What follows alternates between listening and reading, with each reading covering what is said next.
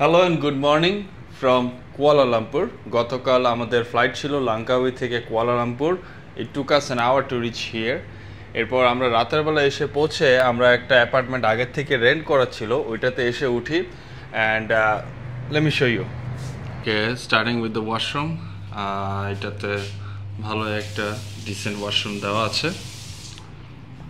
এটা একটা studio apartment, so যাবতীয় যত কিছু প্রয়োজন, কাটলারিস অ্যান্ড এভরিথিং সব কিছু দেওয়া আছে। So the perfect thing is এখান থেকে একটা সুপার ভিউ আছে পেট্রোনাস টুইন টাওয়ারের, অ্যান্ড অফকোর্স পিছনে যে পাহাড়গুলো আছে, মাইন্ড বগলিং বিউটি। এখন কাজিনের ফ্রেন্ড আসছে আমাদের পিক করার জন্য। সে আমাদের কয়েকটা স্পট ঘুরবে, এখন পর্যন্ত শিওর না যে কোন কোন জায়গায় আমরা যাব। সে আসলে আর কি বোঝা যাবে। সো আমরা এখন রেডি হয়ে বের হয়ে যাব।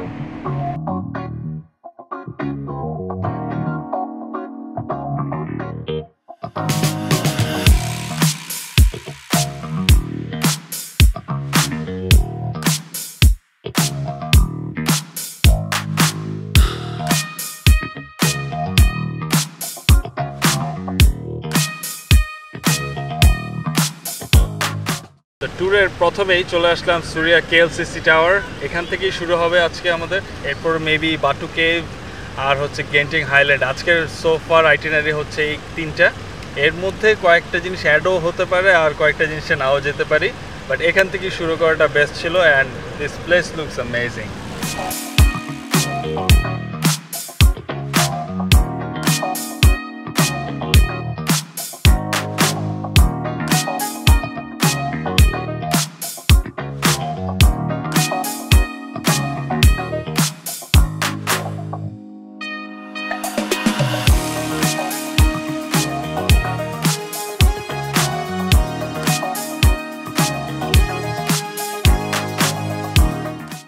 এখন আমরা চলে এসেছি বাটু কেভ। এটা হচ্ছে সিটি থেকে অনলি হাফ অ্যান আওয়ার লেগেছে আমাদের আসতে। অ্যান্ড এখানে একটা হিন্দুদের মন্দির আছে ক্লিফের উপরে, অনেকগুলো সিঁড়ি বেয়ে উঠতে হয়। অ্যান্ড এখানে দেখতেই পাচ্ছেন যে একটা বিশাল বড় স্ট্যাচু আছে, ওইটা হচ্ছে ওদের লর্ড মুরগানের। হিন্দুদের জন্য এটা অনেক পবিত্র একটা স্থান। অ্যান্ড ট্যুরিস্টরা ওয়ার্ল্ড ওয়াইড কুয়ালালামপুর আসলেই এই জায়গাটা ঘুরে যায়, বিকজ এটা সবচেয়ে কাছে। এই স্পটটা অনেক ফেমাস।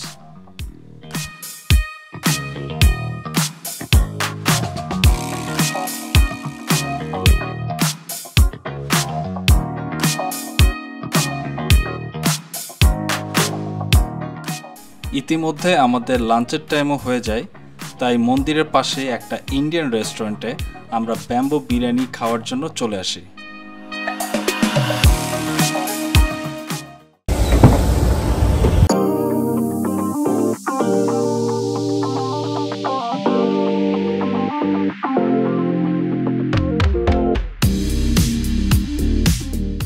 পাহাড়ি এই আঁকাবাঁকা রাস্তা দিয়ে আমরা ছুটে চলছি গেন্টিং হাইল্যান্ডের উদ্দেশ্যে। বাট এর আগে আমরা একটা বৌদ্ধ মন্দির ঘুরবো, যার নাম হচ্ছে চিনসুই কেভস টেম্পল। এর আগে আমরা হিন্দু মন্দির ঘুরেছি, এখন আমরা যাচ্ছি বৌদ্ধ মন্দিরে। তার মানে বোঝা যায় এটা মুসলিম মেজরিটি কান্ট্রি হলেও হিন্দু এবং বৌদ্ধদের একটা বড়সড় পার্ট রয়েছে। অ্যান্ড তাদের লেগেসি, তাদের উপাসনালয়, এগুলা অনেক ছড়িয়ে ছিটিয়ে আছে এবং এগুলোও ট্যুরিস্টদের আকর্ষণ করে।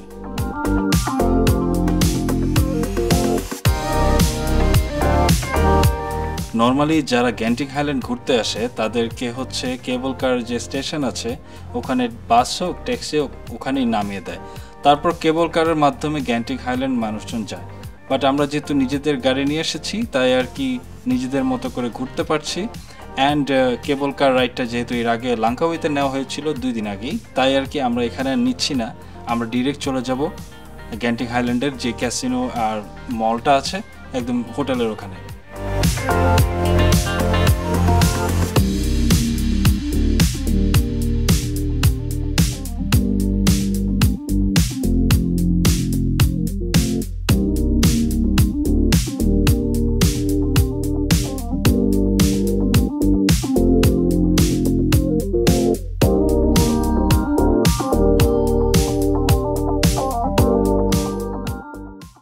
now we are at the Genting Highland. সবচেয়ে টপে পৌঁছে গেছি, এটা হচ্ছে 6000 ফিটের উপরে। অ্যান্ড এই যে পার্টটাতে আমরা এখন আছি, এখানে হচ্ছে অনেক ধরনের রাইডস আছে। আর একটু সামনে হচ্ছে ক্যাসিনো এরিয়া। আর এটা হচ্ছে ফেমাস বিকজ ওয়ার্ল্ডের সবচাইতে বড় হোটেল এই গ্যান্টিং হাইল্যান্ডে, মালয়েশিয়াতে। টোটাল 4000-এর উপরে রুমস আছে। আর আমরা এখন লিটারালি মেঘের ভিতরেই আছি। অ্যান্ড এই প্লেসটা দেখলে বোঝা যাচ্ছে না যে এত উপরে এত বেশি আয়োজন করা আছে। লাস্ট টাইম আমি এখানে এসেছিলাম 2013-র দিকে, সো তখন আন্ডার কনস্ট্রাকশন ছিল অনেক কিছু, বাট এখন সব কিছু কমপ্লিট হয়ে গেছে অ্যান্ড দেখতেও বেশ ভালো লাগছে।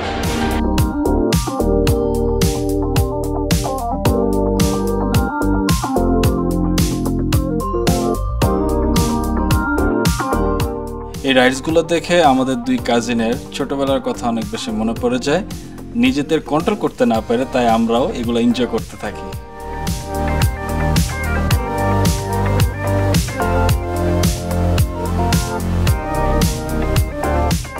এখানে চাইলে আপনি কেবল কার রাইড নিতে পারেন, চাইলে ক্যাসিনোতে যেতে পারেন, চাইলে শপিং করতে পারেন। এখানে নানান ধরনের অ্যাক্টিভিটিস আছে।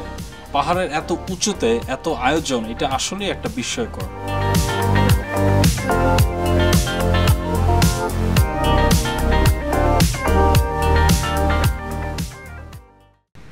সো ভাই ব্রাদাররা আমাদেরকে নামিয়ে দিয়ে চলে গেছে। আর আজকের দিনটা বেশ ভালোই কাটছে। জায়গাগুলো খুব সুন্দর ছিল, মেঘের ভিতরে আমরা ছিলাম। অ্যান্ড এখন আর কি আমরা একটু সুইমিং পুলে গোসল করতে বের হবো। অ্যান্ড আপনাদের একটু ভিউটা দেখাই আগে। এই হচ্ছে রাতের ভিউ আমাদের বারান্দা থেকে। গর্জিয়াস ভিউ, মাশাআল্লাহ।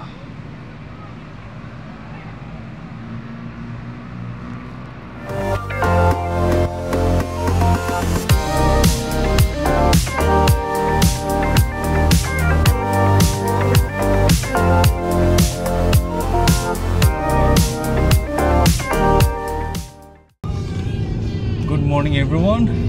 আজকে হচ্ছে কুয়ালালামপুরের ডে 2 অ্যান্ড আজকে আমরা যাচ্ছি হচ্ছে ফ্রেঞ্চ ভিলেজ। এটা হচ্ছে বুকিট টিঙ্গিতে। 10 বছর পরে আমার ফ্রেন্ডের সাথে রাঙ্গা পরিচয় করে দিই। দিস ইজ রাঙ্গা।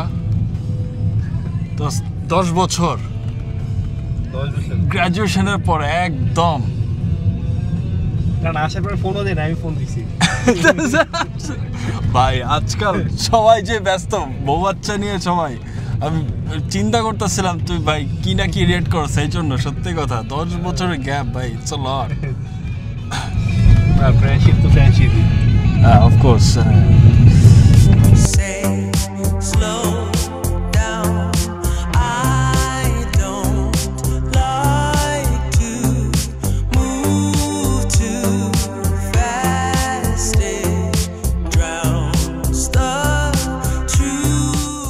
একটা দেশ কতটা উন্নত সেটা আপনি ইজিলি জাজ করতে পারবেন এই রাস্তাঘাট দেখে। দেশের বাইরে যতবারই আসা হয়, প্রথমেই আর কি আমার যে জিনিসটা চোখে পড়ে এটা হচ্ছে ওই দেশের রাস্তাঘাট। অ্যান্ড আফসোসটা হয় যে ঢাকা সিটির রাস্তা কবে আমরা এমন দেখতে পারবো।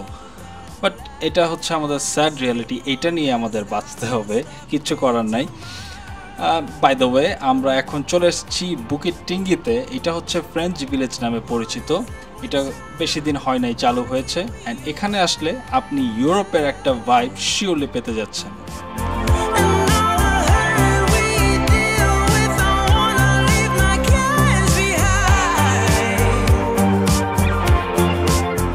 এখানে আসতে আমাদের সময় লেগেছে প্রায় 1.5 ঘন্টার মতো। অ্যান্ড একটা জিনিস অবজার্ভ করলাম যে কেএলের আশেপাশে অনেক পাহাড় আছে অ্যান্ড এক একটা দেখতে এক এক রকম, বিকজ তারা আর কি ওইভাবে ডেকোরেট করেছে জিনিসটাকে। যেমন গ্যান্টিং হাইল্যান্ড দেখতে একরকম অ্যান্ড ফ্রেঞ্চ ভিলেজ দেখতে আরেক রকম। আরেকটা পার্ট আছে ক্যামেরুন হাইল্যান্ড, ওখানে আর কি গেলে আপনি চা বাগান দেখতে পারবেন। অ্যান্ড ওইটা আর কি পুরোটা ন্যাচারাল, ওখানে আর্টিফিশিয়াল কোনো কিছু ওনারা করে নাই। ওখানে যাওয়ার এইবার প্ল্যান ছিল, বাট সামহাউ আর কি আমরা ম্যানেজ করতে পারি নাই, টাইম শর্ট, অনলি 4 দিন আমরা কেএলে ছিলাম, তাই আর কি। হোপফুলি নেক্সট টাইম আমরা ক্যামেরুন হাইল্যান্ডটাও কভার করব।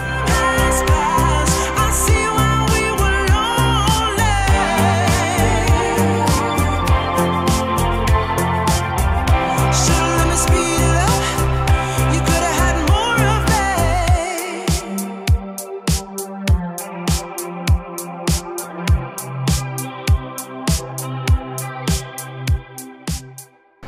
সো এই প্লেসটা ডেফিনেটলি রেকমেন্ডেড ভিজিট করার জন্য মালয়েশিয়া যদি কুয়ালালামপুরে আপনারা আসেন, বিকজ আজকে হচ্ছে ফ্রাইডে, তারপরও এত মানুষ আমরা দেখতে পাই নাই।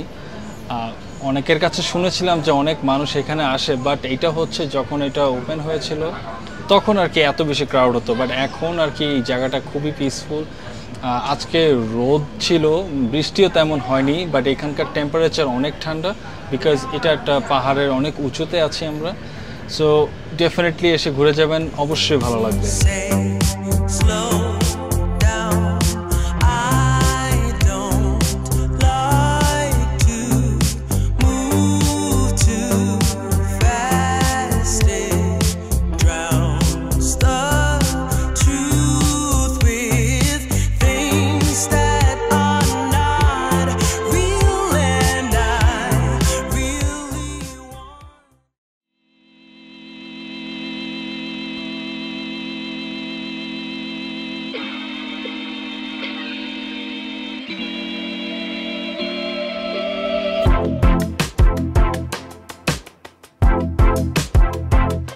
মালয়েশিয়ার সবচেয়ে বেস্ট শপিং মল হচ্ছে এই প্যাভিলিয়ন। এখানে আসলে আপনি ইন্টারন্যাশনাল যত ব্র্যান্ডস আছে, রেকগনাইজ ব্র্যান্ডস, এগুলো সব এখানে পাবেন এক ছাদের নিচে। অ্যান্ড একটা জিনিস মাথায় রাখতে হবে যে you need to have some big box, because প্রত্যেকটা জিনিস অনেক এক্সপেন্সিভ অ্যান্ড ইউনিক হয়ে থাকে, অ্যান্ড লেটেস্ট কালেকশানগুলোই ওনারা আর কি দেখায়, তাই ডিসকাউন্টও ওরকমভাবে দেওয়া হয় না। সো এই জিনিসটা মাথায় রাখলে আপনি শপিং করতে চাইলে আসতেই পারেন।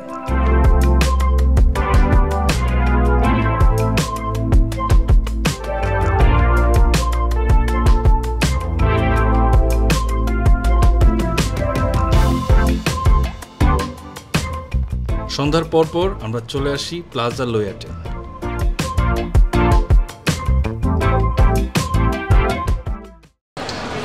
যারা ইলেকট্রনিক ডিভাইস, এরপর হচ্ছে কুল গ্যাজেটস, মোবাইল ফোন, ল্যাপটপ যা আছে সব কিছু এই মার্কেটেই পাবেন। সো ওয়ান স্টপ সলিউশন বলা যায়। এখানে আসলে আপনি অ্যাজ ওয়েল এস প্রিন্টার্সও আছে, এরপর হচ্ছে আপনার চার্জার্স, কেবলস, এরপরে মোবাইল অ্যাক্সেসরিজ যা যা আছে, কম্পিউটার অ্যাক্সেসরিজ, এরপর মডিফাই কম্পিউটার, সব কিছু করে নিতে পারবেন এই জায়গা থেকে।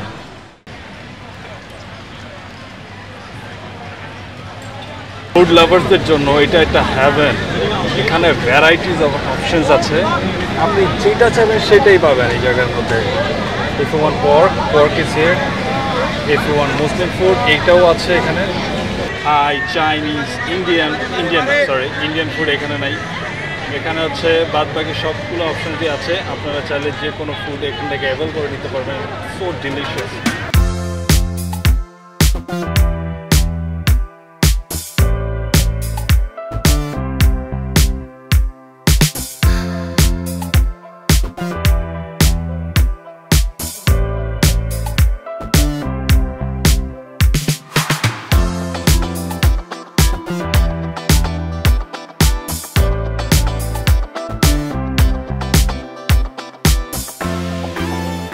সো এই ছিল আমার এন্টায়ার মালয়েশিয়া ট্রিপ। আশা করি আপনারা সবগুলো ভিডিওস দেখবেন। যদি ভালো লেগে থাকে then like, share and subscribe. And আমি পরবর্তীতে কোনো এক ভিডিও নিয়ে হাজির হব। So till then take care, good bye and আল্লাহ হাফেজ।